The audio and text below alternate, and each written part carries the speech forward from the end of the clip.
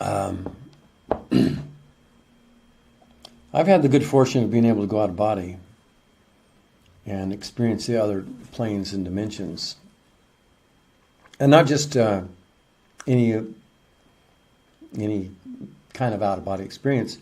Most of them have been a guided or another aspect of myself or something. It showed me things that I needed to know to put in context to get a better picture of what's going on with humanity and what's going on multidimensionally, the relationship between this world, this dimensional plane, and the next one out, and some others like that. And those other realms and reality systems are very real. And it gives you a perspective that this physical reality system is just another, it's not the only one. But then if you start going on spacecraft when you're out of body, and you see the kind of beings that are on those on those craft. Some of them are non-human, tall grays or tall pinks, blues, and then the small grays. But then there's human spacecraft. Some of these human spacecraft, when I was on, it was like a huge mothership sort of thing, and it had people on it. But the people were a lot like here on Earth, kept ignorant of what's really going on and how they were really being used. And only the elite really had access and freedom to what was really going on in the out in the multiverse. So, as I've been on other spacecraft, small ones and large ones.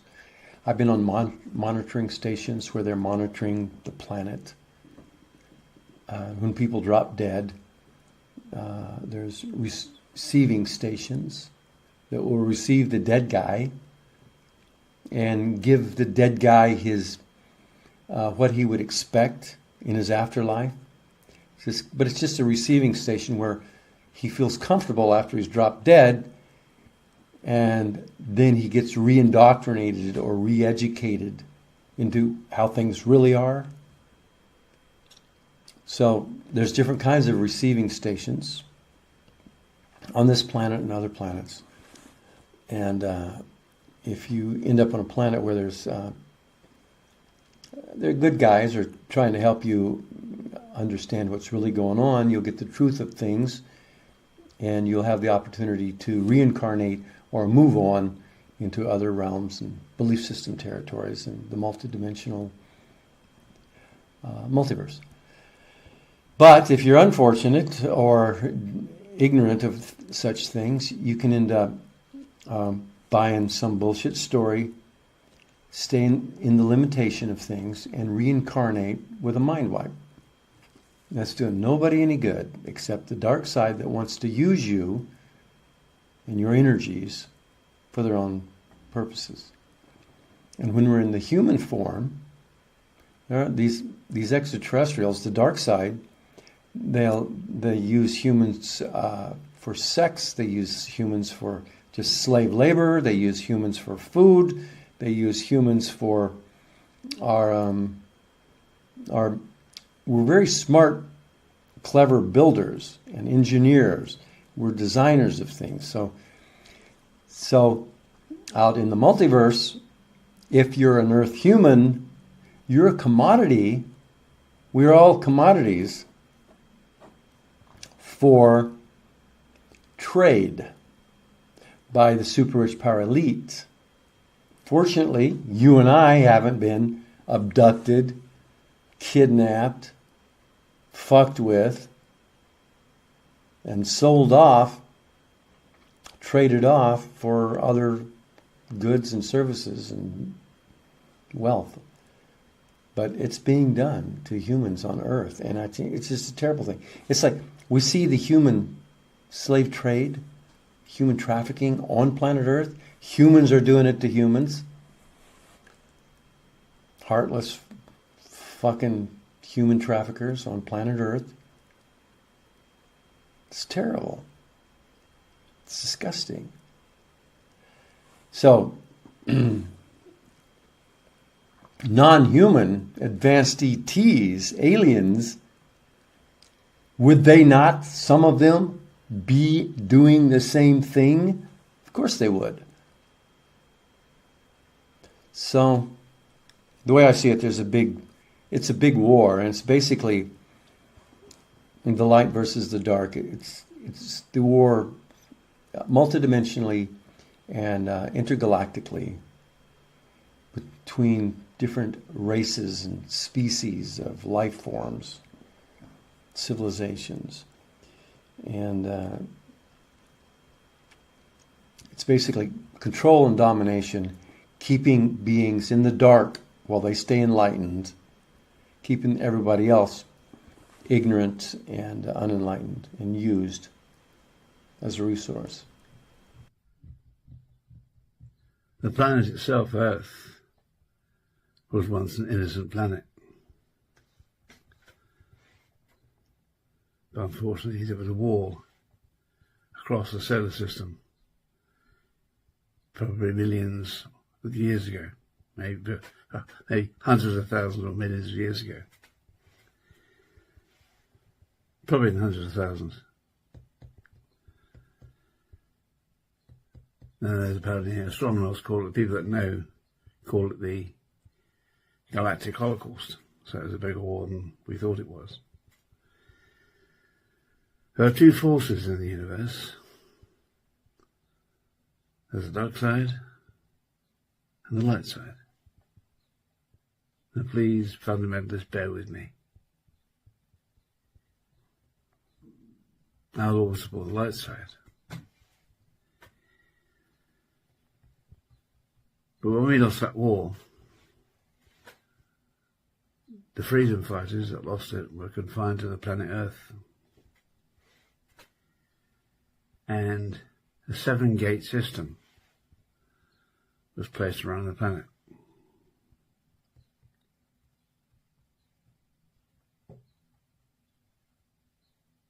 And the bad guys put around the Earth a kind of a spiritual electro-magnetic net that would not allow souls who passed on to leave the planet.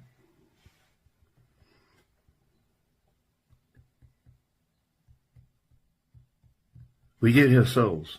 I've proved that by astral travelling. I've done it twice, 3 times, probably more.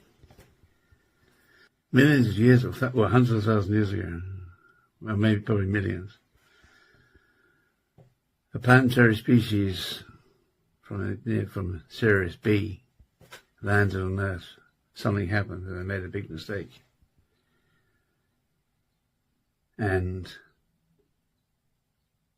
they then gave us what we regard as a soul. These are planetary planet seeders, life seeders. This is why the Dogon tribes in Africa talk about the people from Sirius B. Not every species has a soul. Some are just creatures, but we have a soul given us as a gift. But that led us open to abuse, led us open to people or races of beings that don't have souls. They feed off the energy of souls. Some may have souls themselves, but that I'm still investigating.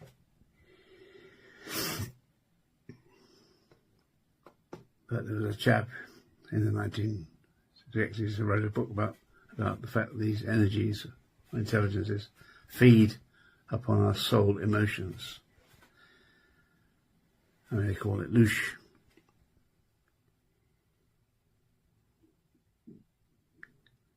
And these creatures, we call them demons, feed upon our soul vibrations. I know it sounds a bit hippie-like, but no, hear me out. So to recap, around this planet there is an electromagnetic band of energy which acts above the seven heavens, seven gates of heaven. It's in layers that make us bounce back to planet Earth. We can't leave it.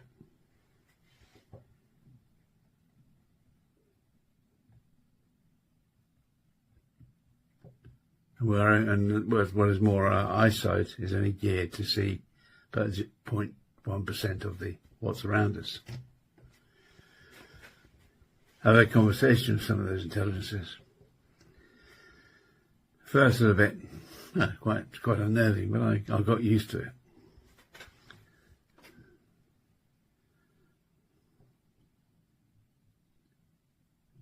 But we are on a prison planet. The treaty, that was a peace that was made between the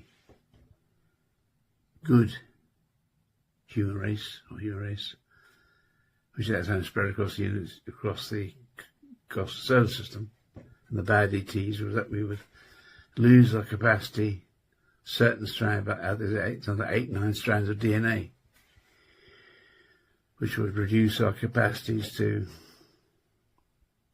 astral travel, to communicate by telepathy, and a host of other quite wonderful and say weird abilities. Some of us, like me, still have those abilities. Have always been different. You probably, if you did give yourself a chance, you too would probably find parts of your DNA reawakening. I had a strange experience with my researchers. I had a small app on my iPhone, and they got a message through. We found him. It's him. And I thought, good God, it's not the first time it's happened. And I suspect, I got a feeling it was probably family that had lost me, because apparently I came here thousands of years ago. I was entrapped by the planet's atmosphere. The sphere of electromagnetic electromagnet fuzz around the planet. I was entrapped by it, like in a spider's web. I know I've had hundreds of lives.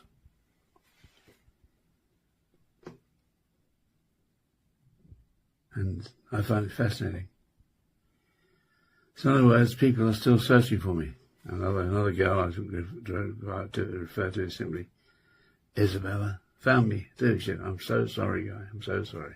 She said, "You never came back." Obviously, I must have had some kind of affair with her in a past life. You may think I'm mad telling you this, but as I said, things are so awake now that all this is not coming out. I'm still reading from the shock. People still seek me out. They're friendly, and they're not unfriendly. I've seen ghosts, I've talked to ghosts. A lot of them don't even know they're dead.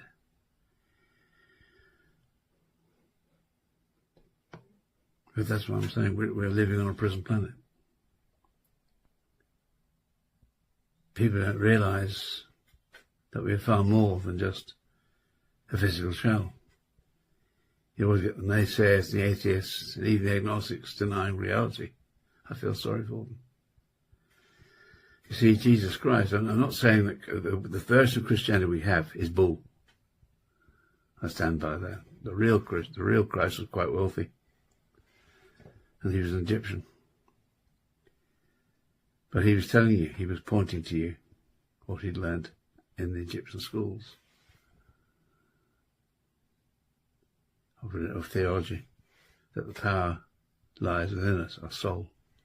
And that's why the aliens and the bad guys want us, because they feed off the emotional loosh, lucre, that emanates from our bodies. When we're upset, this is where they use fear, anger, desire.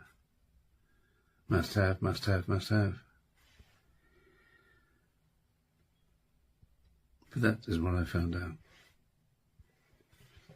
We are living on a prison planet. The sad part is that when we die, we still remain in this physical plane. I was told by one of my teachers that he said, "Oh, you were in property on the other side." The other side of what? That other more experienced remote viewers have found out that there's some kind of artificial intelligence which surrounds this planet. It's hundreds of thousands of years old. And those projections that you see when you die, or your parents, are fake. They're just AI images. They're not your relatives. But there's another aspect of this. Those beings that I managed to contact are often confused, they're often angry, and they are what I would call ghosts. And I maintain they are fractals of their higher self, who don't understand why they are where they are, or have experienced. They realise, or some have realised that, this planet is a prison planet, and the folks don't want to go to where their own intentions have taken them. A lot of them have told me that they were murdered or killed or executed. I usually cut them off after hearing some of the stories, but it just shows you what a mess the planet is in. And as it collapses, as I now think it will, because we're coming to the end times, and this 12,000 year cycle was established by the so-called Anunnaki, who did not found the human race. They were not the ones that gave us a soul. It was the people from the planet around Sirius B that gave us a soul. My conclusions were right there when I told you that 10 years ago. But we are these beings feed off us like cattle, and I would maintain that the better of us have more intelligence than these Anunnaki, whoever they are, these creatures, these invisible beings that feed off our emotions. I mean, they're in another dimension. There's some very strange things going on. There are legions of them. Legions. I'm told the average time between reincarnation is between 6 months to 3 years. I disagree with that, because I died in the Second World War and came back 8 years later. The same with a friend of mine who had the same experience. He too returned after 8 years. We have had hundreds of lives. But the point is that nothing should be like this. This planet is innocent. We are innocent. We are simply the victims of a very old war that's still being waged against us.